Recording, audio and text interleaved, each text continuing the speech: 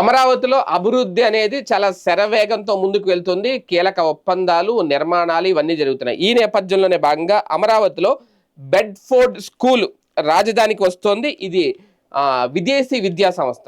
ఇప్పుడు రాజధానికి రాబోయే ఫస్ట్ అంటే తొలి విద్యా సంస్థ కూడా ఇది బెడ్ఫోర్డ్ స్కూల్ అనమాట.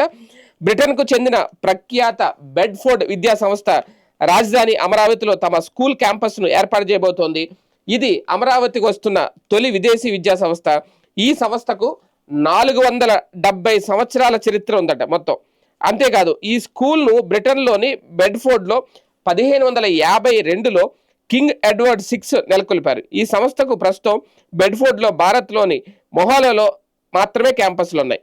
ఇప్పుడు అమరావతిలో 3వ క్యాంపస్ ఏర్పాటు చేయబోతుంది. ఈ స్కూలుకు సిఆర్డిఏ తుళ్ళూరు సమీపంలో ఎకరానికి 50 లక్షల చొప్పున 8 ఎకరాలు కేటాయించిందట. హైదరాబాద్ ఎడ్యుకేషనల్ అకాడమీతో కలిసి బెడ్ఫోర్డ్ ఈ స్కూల్ను ఏర్పాటు చేస్తుంది. హైదరాబాద్ ఎడ్యుకేషనల్ అకాడమీ మొదట అమరావతిలో ఇండస్ ఇంటర్నేషనల్ స్కూల్ను ఏర్పాటు చేయాలనుకుంది. దానికి 2025లో సిఆర్డిఏ 8 ఎకరాలు కేటాయించింది. హైదరాబాద్ ఎడ్యుకేషన్ అకాడమీలో యాజమాన్య మార్పుల నేపథ్యంలో తాజాగా ఇండస్ ఇంటర్నేషనల్ స్కూల్కు బదులుగా స్కూల్ ఏర్పాటుకు సిఆర్డిఏని బెడ్ఫోర్డ్ అనుమతి కోరింది. బ్రాండ్ మార్చుకునేందుకు ఇటీవలే మంత్రి వర్గ ఉపసంఘం ఆమోదం తెలిపింది. ఆ మేరకు తాజాగా ప్రభుత్వం ఉత్తర్వులు కూడా జారీ చేసింది. బ్రిటన్లోని బెడ్ఫోర్డ్ స్కూల్ పూర్తిగా కంప్లీట్గా బాలుర పాఠశాల, అంటే ఓన్లీ జెంట్స్ మాత్రమే ఉంటారు. మొహాలీలో కేవలం బాలికల కోసమే స్కూల్ నడుపుతున్నారు. మొహాలీలో స్కూల్ను ఈ సంవత్సరం ప్రారంభించారు. అయితే అమరావతిలో ఇప్పటి వరకు 22 విద్యా సంస్థలకు మొత్తం 844.897 ఎకరాలు కేటాయించారు.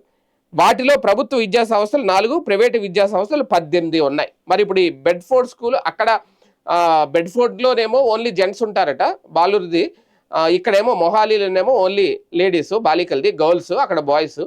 మరి ఇక్కడ అమరావతిలో బాయ్స్ పెడతారా, లేదంటే గర్ల్స్ పెడతారా, లేదంటే కంబైన్డ్ స్టడీ పెడతారా, అది కూడా క్లారిటీ రావాలి.